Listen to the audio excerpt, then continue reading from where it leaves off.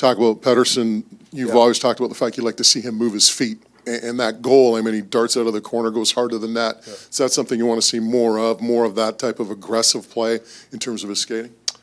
Well, when you get rewarded when you're doing that stuff, it's he knows he's got to do it, and it's not that I always tell him you don't. So I don't want you to have to do it. I want you to want to do it, because that's, and you can tell that he wants to do it. Like he's just even he's very attentive now. Like I just feel, he just seems like last week he's really kind of enough's enough, and he's rolling up the sleeves, and that's what I want to see from him. And he has put some good efforts for us. Rick, let's start with your thoughts on your team's performance tonight, and in particular the second period, where it seemed like you really swung the game in your favor. Yeah, I obviously I didn't mind the first. Obviously being down 1-0, but I like the way we responded in the second. I thought we worked on some stuff the last couple of days that worked tonight. A little bit more offensive movement with more of a connection with the forwards. Played a little bit quicker. Thought we didn't give up much, and when we did, Lanks was there for us. What stood out for you from Jonathan Lekkerimaki in his NHL debut? Yeah, there's definitely a lot there to like. Smart player. When he has the puck, there's not a lot of panic. He's just going to get better. Goes to the right spots. I thought he did a really nice job tonight for his first game, and there's a lot to build off. There's a lot of stuff to work with him, and but you can tell he's got some good poise in his game. Rick, what was it about the second period, do you think, that made it, arguably one of your best 20-minute stretches as a team this season? Well, I thought we played a little bit faster and predictable. That helps this team when we play a little more predictable. We all know where the puck's going. 5 guys, I think that helped.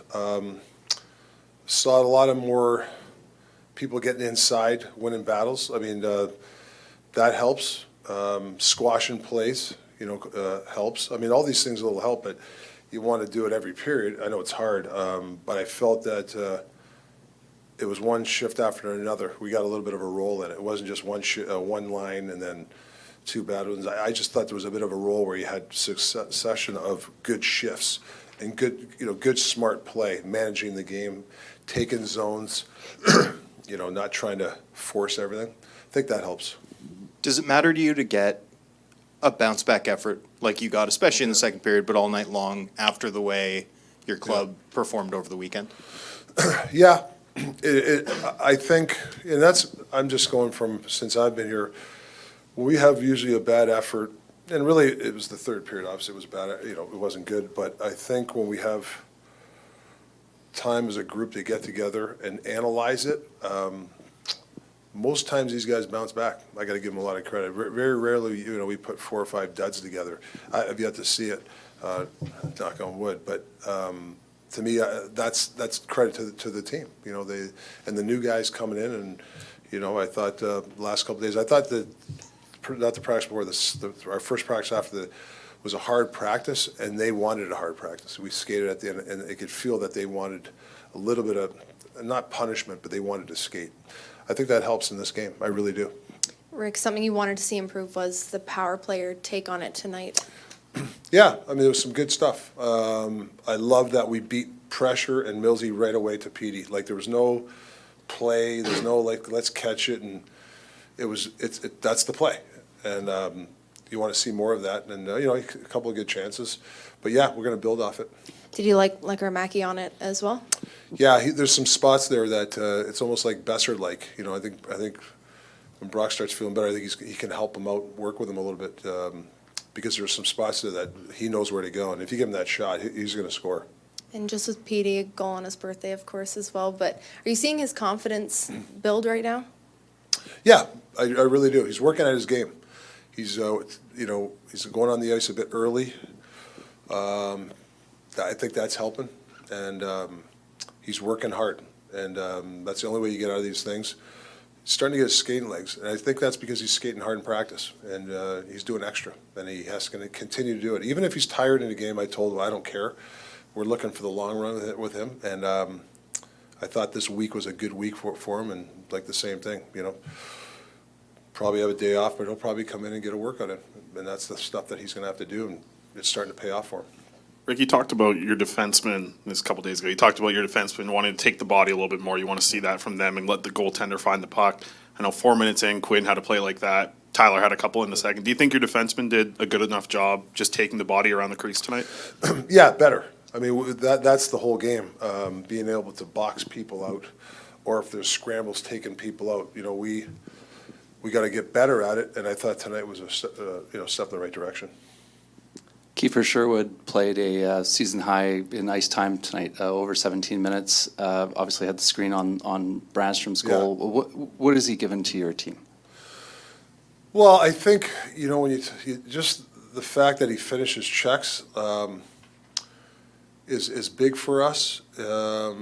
Sometimes it's not natural sometimes for our team you got to go through people, and he's one of those guys that it's contagious. When you see him go out there, it usually helps the next line that goes out there. So obviously he's a guy that will take the body at all the time. And he's got some offensive capabilities too. He's got some points this year. He had a chance on that 2-on-1. That's what I like. He's just not a guy that just hits all night. He can make plays. And you showed confidence in going back to Kevin Lankinen tonight. Has a bounce back effort. Yeah. Just describe what that means to your group and the confidence it gives the team. Yeah, he deserves to play. I don't care if he led 10 goals against Edmonton. He deserved to play tonight. And he's a battler. He battles hard. I mean, he played another good game. I mean, that's all he does is play good games for us. It's a credit to him. Really a fan of him because he stays in the moment. Was that vintage JT tonight? Yeah, Millsy had a really good game. I thought Millsy and Petey, Teddy, I thought the centermen, all centermen were good tonight. That's a big part of your team when you can have centers play a good game. But, when him and Petey play good, they both have really good games. It really makes a difference for us. Going back to Lekkerimaki, a lot of the talk is about his offensive game, but he performed really well in the defense zone, and you even had him out in the last 2 minutes with the empty net. What have you noticed about his defensive game since you've been working with him since training camp? Yeah, I think I got to credit the Abbotsford manning those guys because they've been concentrated. Obviously, you got to let the guy be creative and do his thing. But I think play without the puck is something he wanted to work on. I think the Twins grabbed him last couple days. Has helped. And I think Millsy today was really communicative on the bench with him. They talked a lot. I think that really calmed him down. That was great by Millsy and that line and Puce to help him out. When you communicate with a young guy all the time, it really helps. So I got to give those guys a lot of credit. In same vein, Yeah. we've seen with Kuzmenko or even Daniel Sprong recently, you can have all the offensive skill in the world, but playing for this team while you're the head coach, you tend to have to hit a pretty high baseline level in terms of defensive play as a winger to get the minutes at the top of the lineup. Do you have to modify those expectations when you're working with a 20-year-old guy like Lekkerimaki versus sort of what we've seen some other wingers go through? Yeah, but listen, it's one game for him, but I see, and I'm not talking to the other guys, but for him, there's a conscience there. Like you have to have, you want to press the envelope, you want to score, you want to be creative, but when there's times when you got to be in a spot for us that's critical, you have to show a conscience. You got to have the conviction to be there. Like, you know what I'm saying? If you're the reload guy, two guys dive in and you're not really reloading, you're kind of coming back slow. I have a tough time for those type of players. I don't care. And if that you do, you better score 60 goals. Like, that's just my rule. So you got to have a conscience. I think the kid has a conscience. You watch him play. Sure, he's going to make a mistake, but I think the difference with it, and I think they talk about it, he's obsessive about his game. I think he really wants to be obsessive, play without the puck. But I'm nuts. I want him to be creative, though. I want him to go. I don't want him to, not looking to be the third guy back all the time. That's not what I'm looking for. And you get an interference call in the third period in your own defensive zone. It feels like there have been a few of those. I don't have the data yet, but anecdotally, it feels like there have been a few of those calls against your club. Have you heard anything from referees? Like, is that something they're cracking down on or trying to adjust teams away from this season?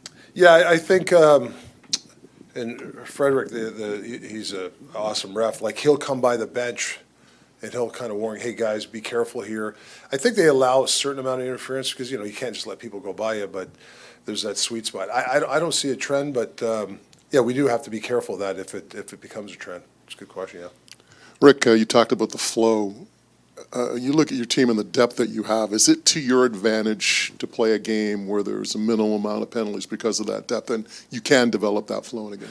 Yeah, I mean, it's nice to, try to get the fourth line out a little bit, but, when you have a lot of penalties, our team, if we can get a four line, obviously Petey and Mills are going to get their share of ice time, but if you can get that fourth line and, you can get them that 10, 12, 13 minutes like we did last year, get that fourth line going, it can really help your club in 5-on-5 play because you can wear the other team down. So, yeah, the flow of the game is big for our team. Thanks, everyone, for...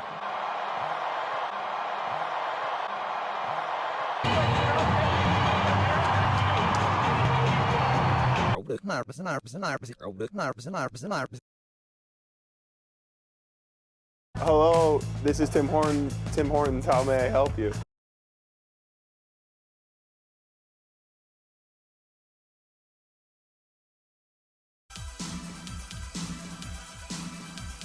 Generational talent. Thanks for liking the video and subscribing.